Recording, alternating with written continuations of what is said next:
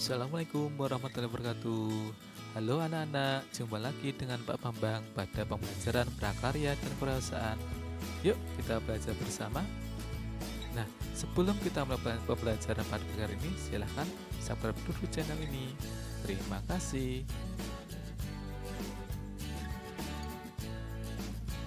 Yuk amati gambar berikut ini. Gambar apa ya ini ya? Jagung, ya benar sekali. Nah, jagung ini bisa dimanfaatkan semuanya dari jagung dan kulitnya loh. Penasaran?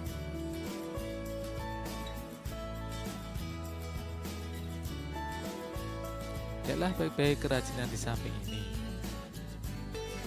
Keren kan? Limbah kulit jagung bisa kita buat menjadi kerajinan yang unik dan menarik. Bisa jadi boneka orang-orangan dan menjadi bunga yang sangat cantik dan indah.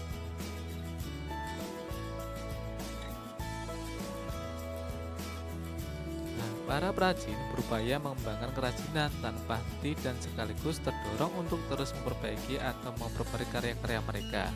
Nah, limbah bisa kita sulap menjadi bahan kerajinan yang bernilai tinggi. Apa saja kerajinan yang bisa kita buat dari bahan limbah di sekitar kita?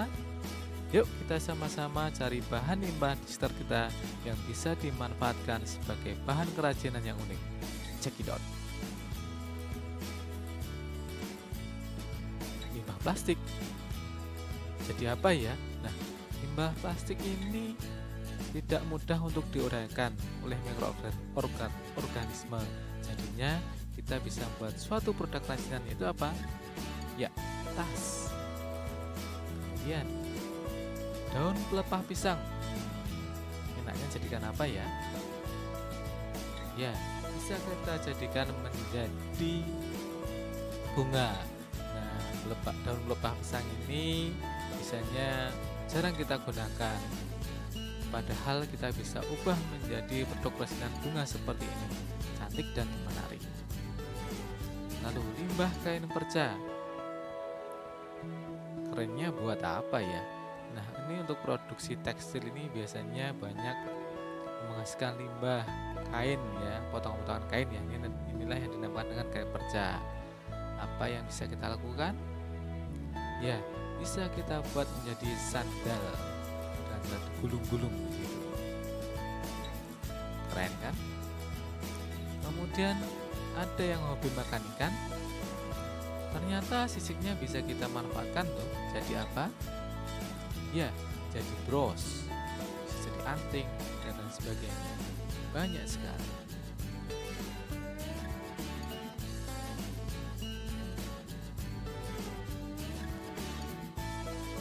Nah, hari ini kita akan belajar mengenai sistem produksi usaha kerajinan dari bahan limbah berbentuk bangun datar.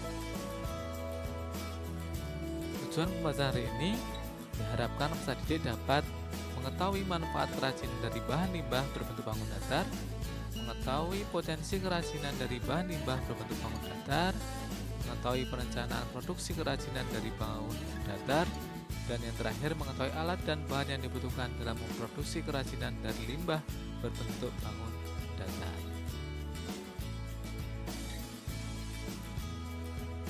Nah, manfaat produk kerajinan itu sebagai benda pakai. Nah, contohnya adalah plastik. Kita daur ulang di sini menjadi sandal. Nah, sandal ini bisa kita pakai dalam kehidupan sehari-hari. Kemudian manfaat yang kedua adalah manfaat produk kerajinan sebagai benda hias. Contohnya adalah ini kulit jagung kita manfaatkan menjadi suatu kerajinan, yaitu bunga. Cantik dan menarik. Berikutnya, apa saja potensi kerajinan dari bahan limbah berbentuk bangun datar? Nah, daerah pesisir pantai atau laut, biasanya kalau daerah pesisir pantai laut ini banyak terdapat kerang, kemudian sabut kelapa, kemudian sisik ikan. Nah, sisik ikan seperti sisik ikan kakap itu bisa kita gunakan menjadi aksesoris. Nah, yang kedua adalah daerah pegunungan. Daerah pegunungan ini contohnya adalah buah-buahan. Kita bisa memanfaatkan kulitnya untuk produk kerajinan. Kemudian yang ketiga ketiga adalah daerah pertanian. Daerah pertanian contohnya adalah padi. Nah, padinya kita bisa gunakan untuk membuat wayang. Terus kemudian yang keempat adalah daerah perkantoran. Kita bisa manfaatkan limbah seperti kertas, kemudian plastik, koran, kaca, kita menjadi produk kerajinan yang bermanfaat. Pengolahan bahan limbah ini ada 6 cara. Yang pertama yang harus kita lakukan adalah dengan pemilihan bahan limbah. Dari sekian banyak limbah ini kita harus memilah mana yang bisa kita manfaatkan dan mana yang tidak bisa. Bisa juga kita pilih menjadi satu, menjadi bahan organik dan bukan organik. Kita pisahkan seperti itu, yang plastik sama plastik. Kemudian yang organik contohnya adalah tadi ikan, kita bisa hasilkannya biar untuk proses pembuatan kerajinannya lebih mudah.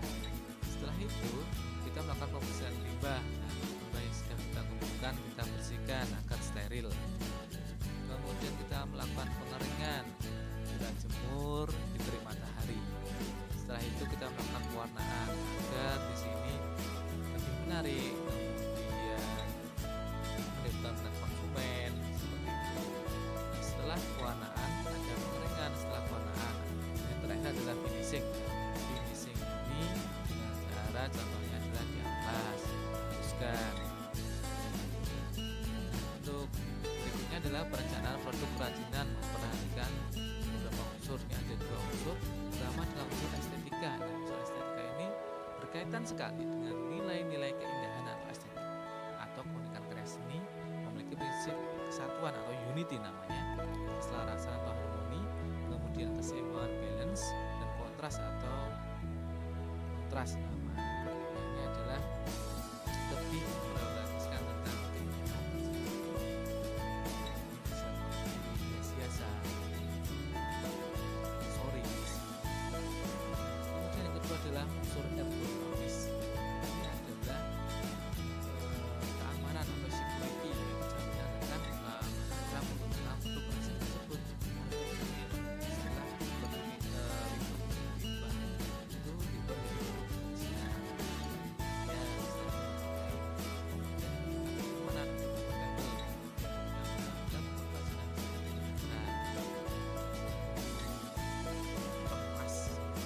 Dan yang ketiga adalah desain fleksibilitas yang bisa